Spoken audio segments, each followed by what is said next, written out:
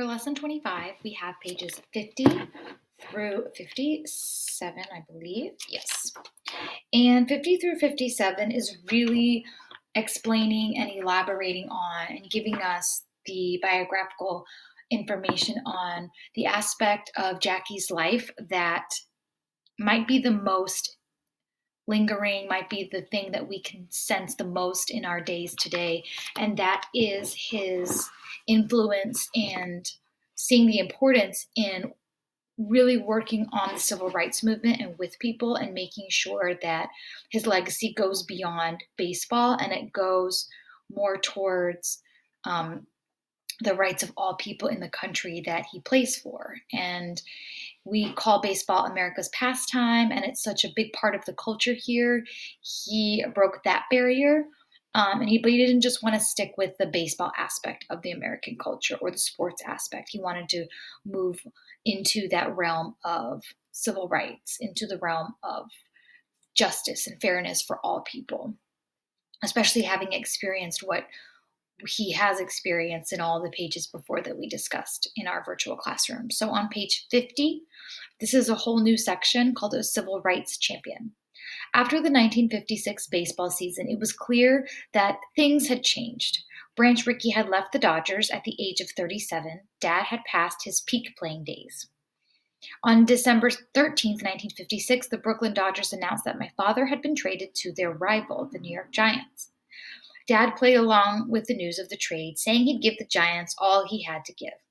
The truth was, my father was aware that his days playing baseball were almost over. In anticipation of his retirement, he was investigating other opportunities.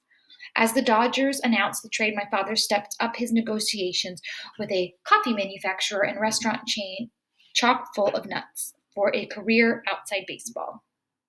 And at this time, there's a snippet of a photo down there showing Sharon when she was little and probably so the caption says 1956 and the paragraph we were reading is in these years. So this is a really good photo that represents what the family looked like while Jackie was making this transition. Top of 41, news of the trade sent baseball fans into an uproar. Angry letters poured into the Dodgers offices and into our home. The trade hit us hard too. Dad had wanted to retire as a Brooklyn Dodger. He was angry that the team to which he'd been loyal hadn't even bothered to consult him on their plans to trade him. Without letting on that he intended to retire rather than accept the trade, Dad's agent made a deal with Look magazine. They got the exclusive rights to print my father's retirement story. I think we can all understand that he was upset that the team he was loyal to, the team he did everything for, he promised them, he worked for them, he brought all this good to the team and the franchise and the Brooklyn Dodgers. He would feel I can see why he feels upset in the team kind of saying, oh, we'll just put him with the Giants and we'll trade him. We'll get somebody else that can, do more for us because they're younger or newer or working on those skills. In the January issue of Look, Dad announced his retirement from baseball. The Giants tried to get my father to change his mind by offering him more money. Dad turned them down. He accepted a job with chock full of nuts in New York City. At home, we celebrated the news. Major League Baseball players spent 9 months of the year traveling, and we knew that if Dad retired, he'd be home more with us. So as Dad prepared for life as a commuter, we imagined having him at home most nights in time for dinner. We liked the idea. Top of 52. Dad exchanged his Dodgers uniform for a corporate suit and tie in the winter of 1957. He became vice president of personnel for Chock full of Nuts. Like lots of other fathers in Stamford, Dad left home each morning at 8 and returned most nights by 6. Not being on the road meant he had time to give motivational speeches, write newspaper columns, raise money for civil rights organizations, join protest marches, speak to youth groups, play golf, and cut the lawn.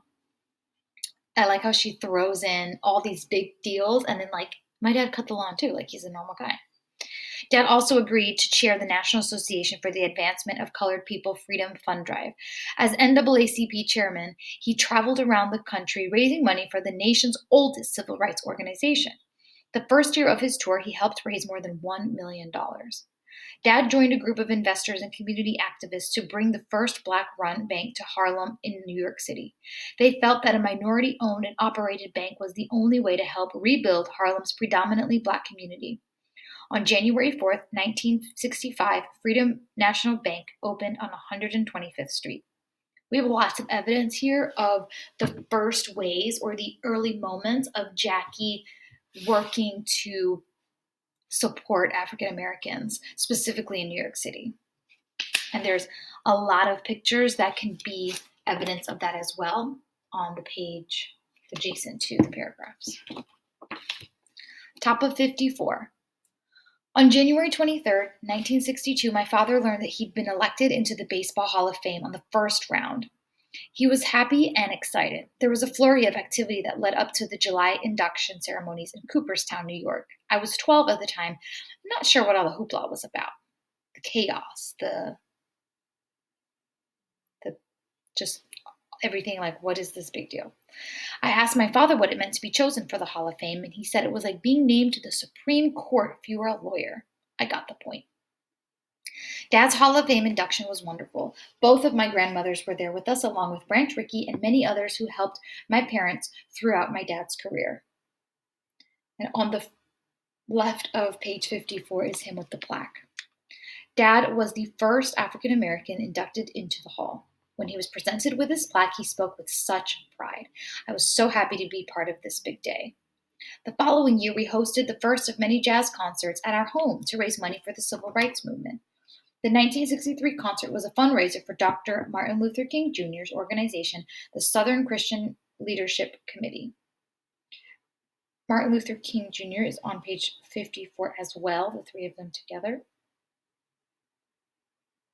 And there's a lot of pictures of fame on pages 54 and 55. We'll talk about that in our virtual discussions. Top of 56. During the 1960s, Dad wore many different hats and faced many new challenges. The biggest challenge was his health. Shortly after he retired from baseball, Dad found out that he was diabetic. His health problems became more and more serious. Dad was only in his 40s when he had his first heart attack. By his late 40s, his diabetes had left him partially blind. Still, the last 7 years of my dad's life were filled with politics, business, family, friends, and golf. During that time, I married, attended Howard University College of Nursing. My brother David completed high school at Mount Hermon, Massachusetts, and went on to college at Stanford University. My mom taught nursing at Yale University. My older brother Jackie fought in Vietnam, received a Purple Heart, and then died tragically in a car accident when he was only 24 years old. So I think she includes this paragraph to show that Jackie Robinson is really known for baseball, but life goes on, and good and bad things happen, successes, tragedies. Even after you put that moment of your life that everyone thinks that's it, that's all he had, he has all these good things happen. And then in addition to that, life has tragedy, and he has that happen to him as well in the form of his son passing. Despite our shock and pain over losing our beloved Jackie, we rallied as a family for what turned out to be our last year with Dad. That year was 1972. It was also the 25th anniversary of Dad's breaking the color barrier. In addition to special times together as a family, we celebrated Dad receiving a number of tributes. The final one took place on October 15th, 1972. Dad threw out the first ceremonial pitch during the second game of the World Series in Cincinnati, Ohio. A record crowd was in attendance. An estimated 60 million people watched the ceremony on national television. And the picture of that is on page 56. All Major League Baseball teams were now fielding Black, white, or Hispanic players, but the diversity stopped there. There were no non-white executives, managers, or general managers in professional baseball. So Dad felt it important that he use his last public address. So, this is the last time he's going to get this audience. He's thinking, what am I going to say? What's important here? I am extremely proud and pleased, Dad said in the World Series speech, but I'm going to be more pleased and more proud when I look at that third base coaching line one day and see a Black face managing in baseball. In addition to his many achievements in sports, my father was awarded the highest honor from civil and human rights organizations, religious groups, and the United States government.